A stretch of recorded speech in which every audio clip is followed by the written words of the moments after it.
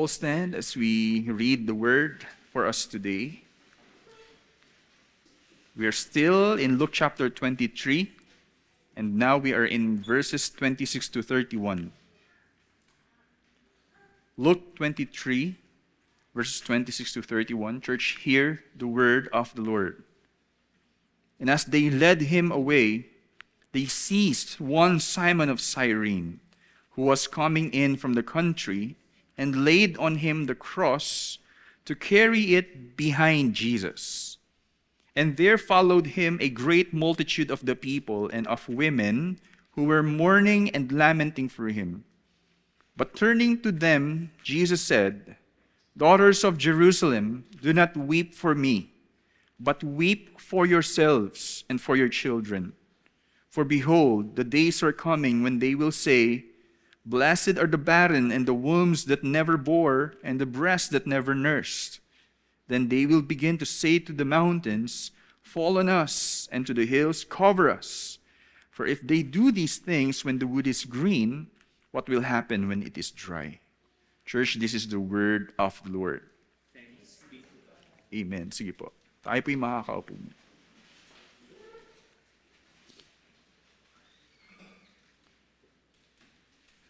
Yung iba po sa atin, and for sure, kahit in our,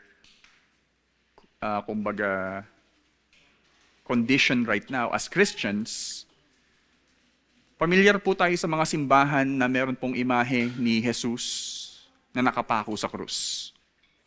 Right? Actually, I want to really know ba't kailangan makita yun. And like for us, ba't wala yung imahe ni Jesus? Yung iba po nakikita natin sila na merong imahe mismo, kahit maliliit lang na, ano ba tawag doon, figurine, at may so-called parang altar sa bahay, it's still an image of Jesus who is suffering. Yung iba po, may rebulto po talaga na ang imaheng iyon ay hawak-hawak yung krus. At pinaparada pa po nila yon. Imahe muli ni Jesucristo na naghihirap sa krus. Patungo actually rin sa krus, yung particular na imaheng yon. Kung isipin po natin, bakit natin kailangan makita si Jesus na sa ganong imahe? Is it for us to always realize that Jesus, or kung ano man yung sitwasyon natin ngayon, kinikerya ni Jesus? Or kung ikaw ay makasalanan, narito si Jesus na inalay ang buhay para sa iyong kalinisan. Should we really feel sorrow? Should we really be sorrowful sa imahe ni Jesus na naghihirap? Ang sermong ito ay pinamagatan nating pity, not the Christ. Base po sa ating teksto. Or do not pity the Messiah. And we know, dito po sa text sinabi, "Do not weep for me, but weep for yourselves." Huwag kayong makaramdam ng kapighatian. Huwag kayong magtangis sa akin.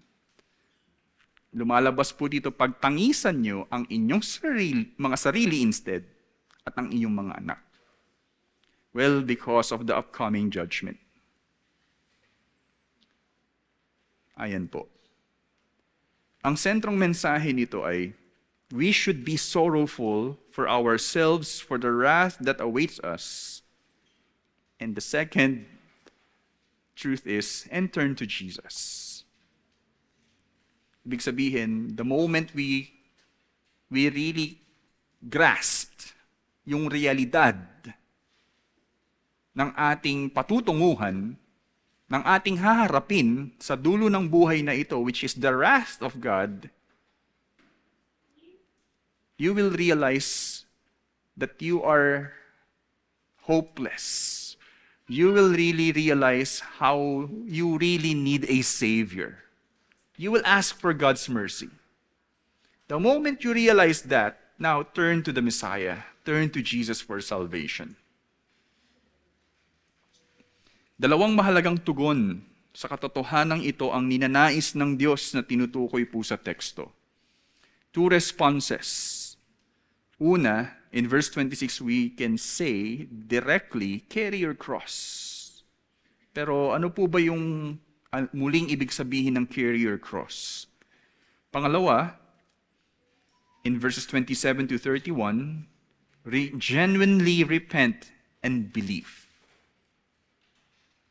Totoong ikaw ay manumbalik sa Diyos at ikaw ay manampalataya sa Mesiyas, kay Jesucristo na anak ng Diyos.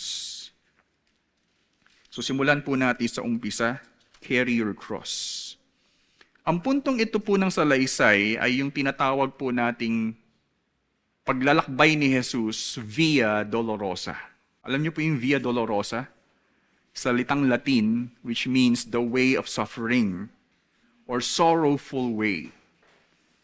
Yung daan pong yon ay dinedescribed as the way of sorrow dahil ito po yung daan na yon, yung particular na dinaanan ni Jesus na yon ay yung daan patungo po sa Golgotha, which is the place of skull. Na verse 33, next Sunday, I think makikita po natin yung description na yon. Dumating na po si Jesus sa the skull. Meron pong bato na malaki doon po sa Golgotha. If you will search later on sa Google, may imahe po ng skull. Pero that's the place also of death for the criminals na nakatanggap ng hatol ng kamatayan. They were crucified on the cross. They are crucified. They were crucified. So ito po yung punto muli nang sa teksto natin na kung saan si Jesus po ay patungo sa Golgotha, sa Calvary also. Sa panimula ng salaysay, na dito sa ating teksto, sabi po, as they led him away, they seized one, Simon of Cyrene, who was coming in from the country, and laid on him the cross, and carry it behind Jesus. I love the image po dito. Isa po sa mga hinihinala, sino po yung they sa tingin nyo? And they led him away. Others are saying these are the chief priests again, the rulers in the temple. Pero si Howard Marshall, I think sabi po niya, these are the Roman soldiers. Because during this time, hinatulan na po ni Pilato at nasa jurisdiction na nga po talaga si Jesus. Jurisdiction ng mga Romano. So these are the people who led Jesus. Sabi dito, I led him away. Pero meron pong isang taga-Cyrene. Okay? Ang Cyrene po, in our time today, yung Libya. Pero ito din po ay, sabi, in North Africa.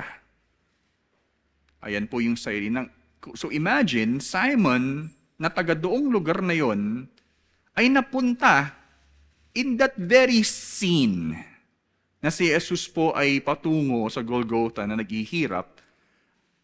Lumalabas po, si Simon of Cyrene ay hindi Hudyo, siya po ay sinasabi po historically ng isang saint in her vision, isa pang pagano daw po ito, a pagan.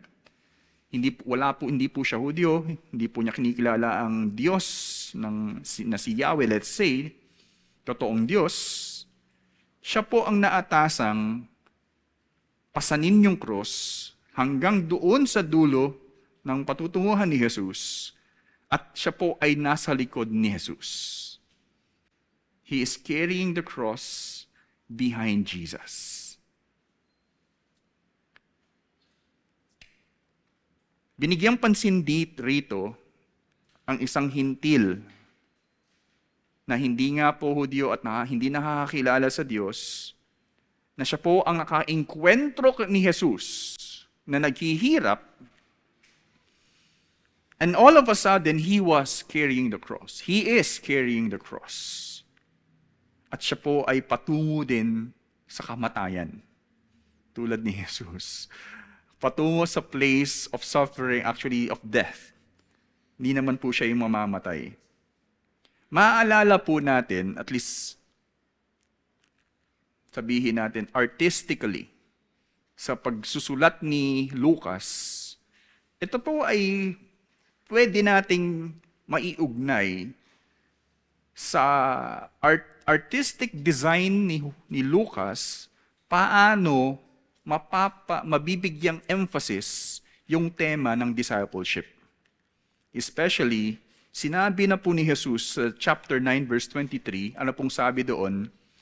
That you should deny yourself, carry your cross, and follow me. Sinabi po din sa chapter 14:27 that no one should be my disciples. Sabi dito, walang pwedeng sumunod sa akin, tagasunod ni Jesus, ang sino mang hindi mamumuhay sa tawag ng pagkamatay sa sarili. To die in ourselves. What we can say directly dito po sa imaheng ito, na gaya ni Simon of Cyrene, anuman ang iyong konteksto at sitwasyon sa buhay, like Simon of Cyrene, who is all of a sudden falling into his lap, the cross, carrying it, hindi niya namamalayan na yun pala ay isang deklarasyon ng kanyang tunay na pangangailangan sa buhay na ito. Si Jesucristo, na siyang magdudulot sa kanya ng kaligtasan, at ang kanyang pagkamatay sa sarili, at pag-bear ng cross, at pagsunod kay Jesus, ang eksaktong mensahe na dapat niyang makuha at that moment. To realize, that's the way to good life. The way to good life. It can be also a philosophy, if that can be called an idea of what Christianity is really all about. A life of surrender. A life of denying ourselves. A life of carrying the cross of Christ, which is death and also resurrection, and continuously following the footsteps of our Lord and Savior Jesus Christ. To follow Him in His path.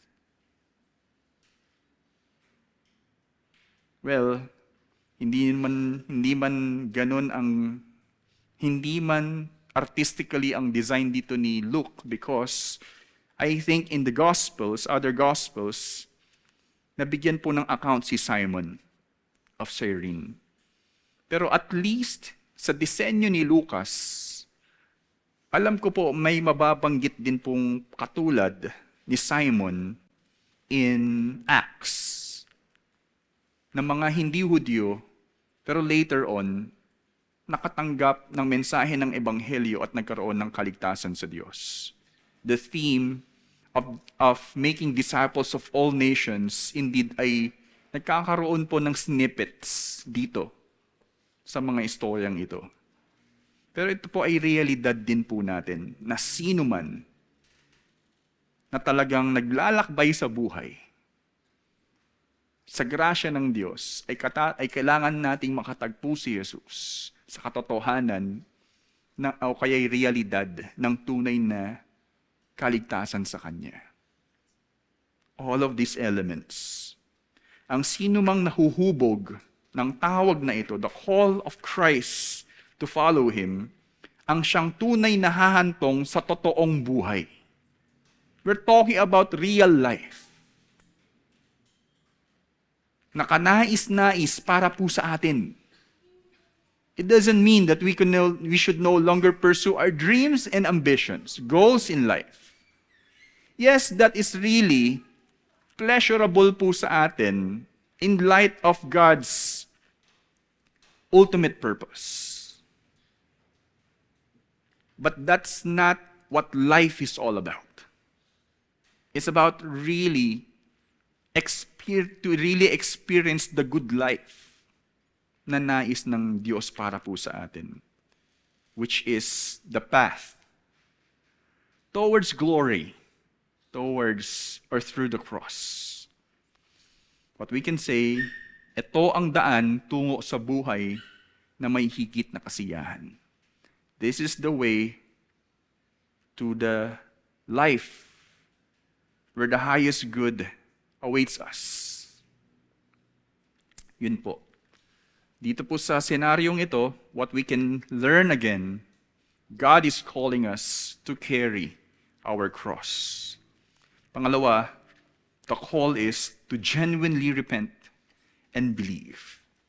Sunod na nangyari sa verses 27 to 28, sabi po rito, and there followed him a great multitude of the people and of women in particular, who were mourning and lamenting for him. But turning to them, Jesus said, daughters of Jerusalem, do not weep for me, but weep for yourselves and for your children. So sabi po dito, marami pong tao, great multitude of people ang sumusunod kay Jesus. And we know, most likely, to really see what's happening. Kasi po, sabi din, ito po ay karaniwan po ito sa mga sino man na i-execute ng crucifixion. People really wants to see kung sino po yun. People are really, kumbaga, huddle sila, trying to see how it looks like. Gusto nilang makita po ito. Pero sinabi po, ang ilan sa mga ito ay mga babaeng nag-iiyakan at tumatangis kay Jesus. Now, ang question nga po, sino po ba itong mga babaeng ito? Well, sabi po, daughters of Jerusalem. Which simply tells us that these women are not the women from Galilee. Sila po ay hindi yung mga babae na disipulo ni Jesus. These are the women in Jerusalem who are, naatasan ng mga weepers po talaga. Sila ay talagang nandoon para mag-express ng kapighatian sa mga naparurusahan, sabihin po natin. So meaning, kung meron pong mga crying ladies po ba, totoo bang luha yun? Totoong luha yun, pero genuine ba talaga yung pag-iyak nila? Talaga ba silang nakikita nila na naghihirap ba talaga si Jesus na talagang kaawa-awa? Or they're just there to do their task? I don't know if that is pleasurable sa mga babaeng yun, pero hindi nila naiintindihan kung bakit sila umiiyak. Para saan yung iyak na yun? Malinaw na ang pagtangis ng mga ito ay dahil, of course, sa kalagayan ni Jesus, bagay na pinahayag ni Jesus ang katotohanan na ang dapat daw pong pagtangisan nila ay ang kanilang mga sarili at kanilang mga anak also. Ang kanilang mga sarili ang dapat nilang iyakan at ang kanilang mga anak. Now the question why? The question is why? Ang dahilan in verses 29 to 31, sabi po, for behold, the days are coming when they will say, blessed are the barren and the wombs that never bore, and the breasts that never nursed. Then they will say, Then they will begin to say to the mountains, fall on us, and to the hills, cover us. Yan po yung sinabing dahilan ni Jesus, ano? Tinutukoy ni Jesus rito, actually, yung paghihirap po na dadanasin, well, the daughters of Jerusalem, but Jerusalem itself. Pero sila pong mga babae na nagsilang mismo ng kanilang mga anak, na nagre-representa na sa kanila ng dumaloy, yung populasyon, sabihin po natin, tinutukoy ni Jesus rito, ang dadanasin nilang hirap, gaya ng nagganap na rin sa kasaysayan ng matinding taggutom. Si Josephus, the historian, ay nagtala po ng pangyayari sa Jerusalem na nagkaroon po ng famine.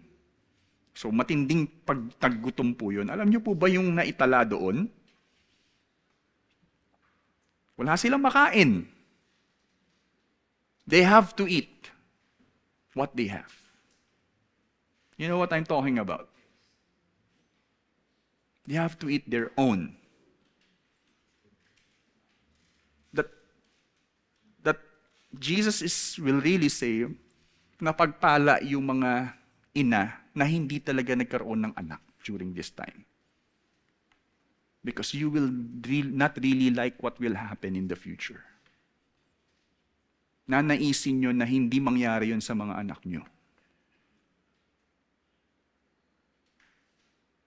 Kaya sabi dito, no, yung breast that never nursed, wombs that never bore. Kaya ang mga imahe na ginamit rito ay talagang mas sinasabing napapagpala po yung mga hindi na isilang. Another thing, alam po natin yung Roman-Jewish war, the destruction of Jerusalem. Grabe po yung suffering na hinarap po ng mga taong iyon during that time.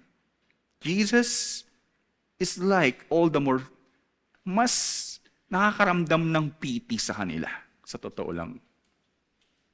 Compared to the sorrow, compared to the suffering of Jesus, the suffering of Jesus is far different to the suffering na dadanasin nyo.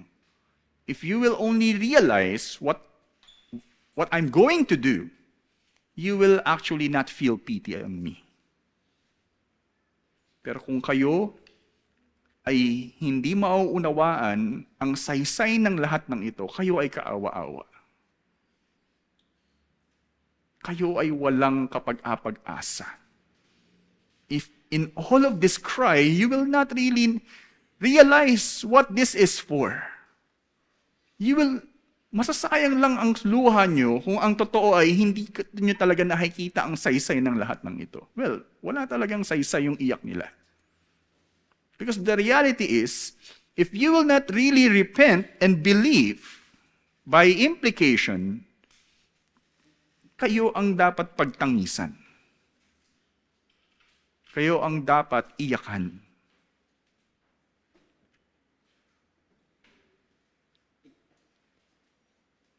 At sinabi ni Jesus sa huli, verse 31,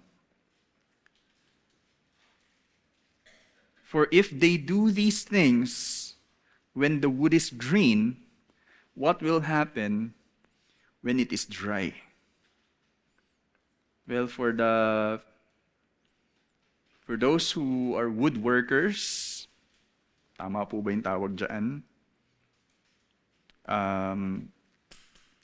Alam po natin na pag tayo ay maggagatong, gagamit ba kayo ng anong tawag dyan? Sariwa pang wood? No. Ano yung susunugin natin? Of course, yung tuyo na. Lumalabas po dito sa imaheng ito, sabi po ng mga commentators, which I cannot easily see or know, lumalabas po na kung si Jesus, na hindi naman talaga revolusyonaryo, kasi ang mga hinahatulan ng kamatayan ay yung mga nagrevolusyon, yung mga nag-cause ng insurrection. Kung si Jesus nga ay hindi naman talaga napatunayang insurrectionist na tinatawag, nag-cause ng gulo at para humantong sa kamatayan, nagawa na nga nilang akong masunog. How much more yung mga revolusyonaryo na karapat dapat makatanggap nun? Ibig sabihin, ganun kalupit yung mga Romano na kaya nilang panagutin yung mga hindi talaga walang nagawang pagkakamali. Mas matindi pa yung mga nagkamali talaga lumalabas. I hope I was able to describe ito pong imahe na ito. Pinapahiwatig ni Jesus dito ang matinding trato ng mga Romano na tila kahit ang isang punong kahoy na hindi pa tuyo ay nagawa na nilang sunugin. Si Jesus na sariwang kahoy na hindi talaga revolusyonaryo ay hinatulan na nila ng kamatayan sa krus. Ano pa kaya ang kaya nilang gawin sa tuyong kahoy na totoong revolusyonaryo? Mas kaawa-awa po lumalabas yung mga kausap ni Jesus, yung kayang gawin sa inyo ng mga Romano. Nangangahulugan lamang dito na ang mga kahirapang ito na dadanasin sa hinaharap ay hindi lang dahil sa mga Romano. The truth is, this is part of the judgment of God to the world. These are means or expressions of God's wrath to sinners. Kaya po, if we will be literal, it makes sense for Jesus, or in John 3:16, that God so loved the world. So that if you will really believe in Jesus, Jesus was sent, and if you will believe in Him, you will never perish. Kasi hindi lang po yun ang talagang kahihinatnan ng mga taong wala kay Jesus. Yung totoong puot ng Diyos sa dulo, bukod doon, ang haharapin po ni numan. And that's really terrifying. Sabi nga po, ang pinaka-nakakatakot na makakaharap natin sa dulo ay ang Diyos. You will face the holy, holy, holy God. And if you are not that righteous,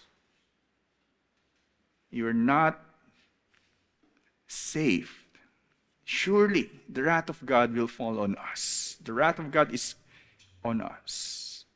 Sa makatuwid, bilang implikasyon na lumalabas po dito sa sinasabi ni Jesus, meron po siyang pinapahiwatig . Pinapahayag dito ni Jesus na tayo ay tunay na magsisi at sinserong manampalataya sa Kanya para sa ating kaligtasan. Maunawaan natin na kaawa-awa tayo. Tayo yung kaawa-awa. Pero narito ako. Narito ang mensahe o kaya ang katotohanan na nasa harap na ninyo ang kaligtasan.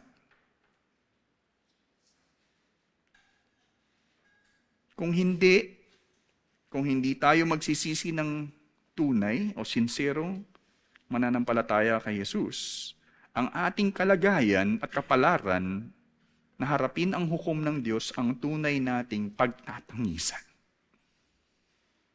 Well, it will really, tayo talagang magtatangis.